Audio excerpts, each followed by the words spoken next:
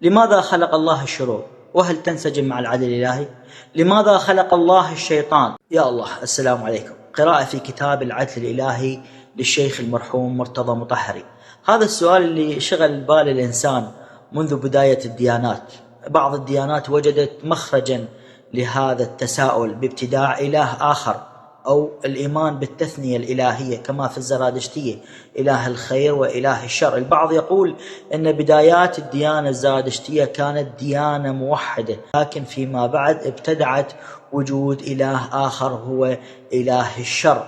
بينما في الديانة الهندوسية مثل هناك 3 أنماط من الآلهة الكبار: إله الخير براهما، وإله الشر شيفا، وإله الذي يوازن ما بين الخير والشر فيشنو. مرتضى مطهري يقول في البداية خلينا نعرف شنو الحق البشري، أو خلينا نعرف شنو العدل البشري، وبعدها نعرف شنو العدل الإلهي. العدل البشري معناه إعطاء كل واحد ما يستحقه، وعدم أخذ ما يستحقه ليعطيه لمن لا يستحقه. إذن مسألة الظلم والعدل قائمة على وجود الحقوق، فإذا أعطيت كل ذي حق حقه فأنت عادل، وإذا سلبت حقوق الآخرين فهذا يعتبر ظلم.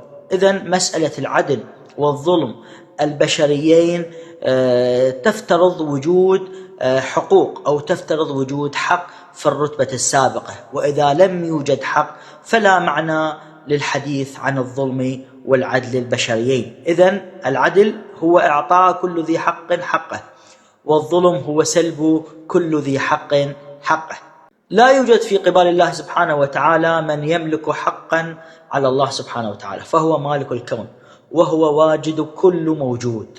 فإذا كان الله مالكا لهذا الكون ملكا حقيقيا وليس ملكا اعتباريا، فهل تصرفه فيما يملك يقع ضمن منطوق العدل والظلم؟ إذا كان الله سبحانه وتعالى يملك على بعض الوجوه، يملك حقا على بعض الوجوه ولا يملك على آخر، فتصرفه فيما يملك يعتبر عدل، وتصرفه فيما لا يملك يعتبر ظلم. الله سبحانه وتعالى مالك هذا الكون ملكا حقيقيا، لذلك لا يوجد حق علينا على الله سبحانه وتعالى. إذن تصرفه فيما يملك هو تصرف حر. ملكية الله سبحانه وتعالى هي ملكية مطلقة، له الملك وله الحق وله الحمد. بسم الله الرحمن الرحيم: لله ما في السماوات والأرض. يقول السيد الطباطبائي في تفسير الميزان في هذه الآية وفي نظرائها من الآيات: أثبت الله سبحانه وتعالى الملكية على هذا الكون، ملكية على الإطلاق، وليس يملك على بعض الوجوه ولا يملك على وجوه أخرى.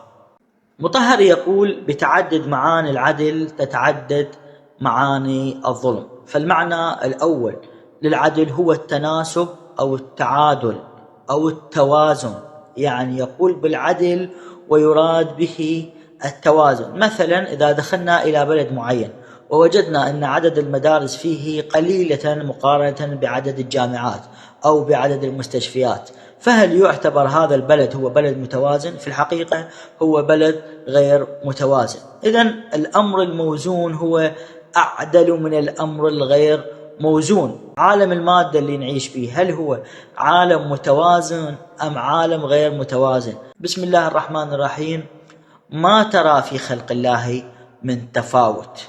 البعض استخدم مفهوم التعادل أو التوازن للإجابة عن العدل الإلهي. يقول مطهري أن الكثير من الأشخاص حاولوا الإجابة على الإشكالات الواردة على الظلم والعدل الإلهي مسألة التوازن أو التعادل، بدلا من التنظير إليها بمسألة العدل والظلم، أي نضحي بالعدل الإلهي من أجل التوازن أو التعادل. سامعين يمكن بالتوازن البيئي، مثلا أن يأكل القط الفار، أو أن يأكل الكلب القط، وهذه السلسلة الغذائية التي يتغذى بعض الكائنات على البعض الآخر. من خلال العدل أن نقول الله عادل، إذن يجب أن يخلق هذا العالم عالما متوازنا، أن يضحي بعدله من أجل التوازن أو التعادل. المعنى الثاني للعدل يراد به التساوي، أي ننظر للعالم كله نظرة متساوية كما ينظر الأب لأبنائه.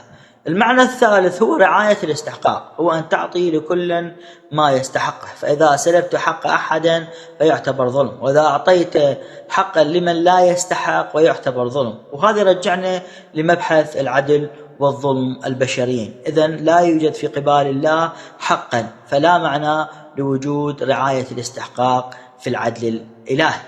المعنى الرابع، وهذا معنى للإمامية، هو لا يوجد حقا لأحد على الله، لكن لننظر من الأسفل وليس من الأعلى. هل قابليات الإنسان واحدة أو متعددة أو مختلفة؟ فإذا كانت القابليات مختلفة فلا بد أن يعطي لكل ذو قابلية ما هو مستعد له. الشبهات الواردة على العدل الإلهي: لماذا خلق الله الشرور وهل تنسجم مع العدل الإلهي؟ لماذا خلق الله الشيطان وهل تنسجم مع العدل الإلهي؟ لماذا وجدت هذه الاختلافات بين البشر؟ هذا أسود وهذا أبيض وهذا مريض وهذا سقيم. لماذا الله خلق هذا العالم مليء بالمصائب والكوارث والأمراض، وهل يعتبر هذا عدلا إلهيا؟ إذا كان الله قضى وقدر، هل ينسجم هذا مع العدل الإلهي؟ هل الشفاعة تتناسب مع العدل الإلهي؟ الهداية والضلالة هل تتناسب مع العدل الإلهي؟ يهدي الله من يشاء ويضل من يشاء. مسالك الرد على الشبهات الواردة على العدل الإلهي: أولا مسلك أهل الحديث، اثنين مسلك أهل العقل، وهذا بدورة ينقسم إلى منهجين: المنهج الكلامي الأشاعرة والمعتزلة، والمنهج الفلسفي المشائية والإشراقية والحكمة المتعالية، وثلاثة هو المنهج التجريبي أو الطبيعي. أهل الحديث يقولون أننا لا نجيب على الأسئلة التي وردت والإشكالات التي وردت عن العدل الإلهي إلا بما أجابه القرآن، النص والحديث. إذن النص والحديث يجيب ويقول بأن الله سبحانه وتعالى عادل، إذن الله عادل.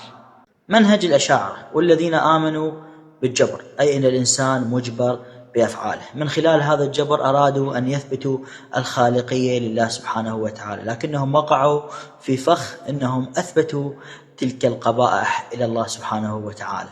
المنهج الأشعري عندما جاء إلى مسألة الجبر كان معتقدا بالتوحيد، أي لا يوجد مؤثر في هذا الكون إلا الله سبحانه وتعالى. ومن هنا هم أنكروا مسألة القبح والحسن العقليين.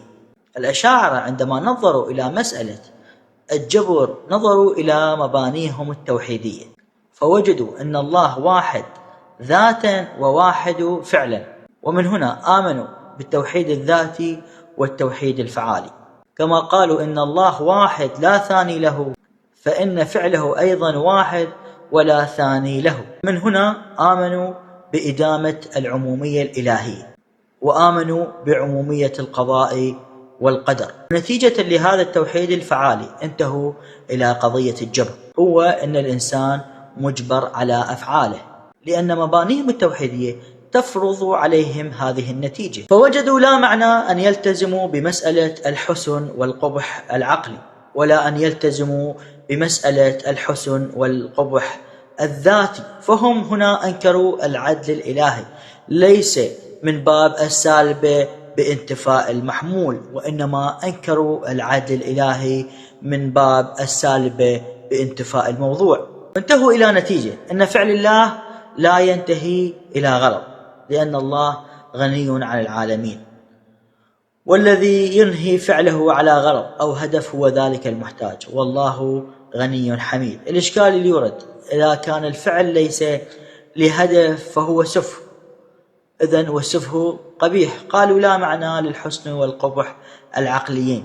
إذن مباني الأشاعرة هو الجبر، إنكار مسألة القبح والحسن العقلي والفعلي، وثلاثة إنكار العدل الإلهي، وأربعة هو إنكار الحكمة وأن أغراض الله غير معللة بالأفعال.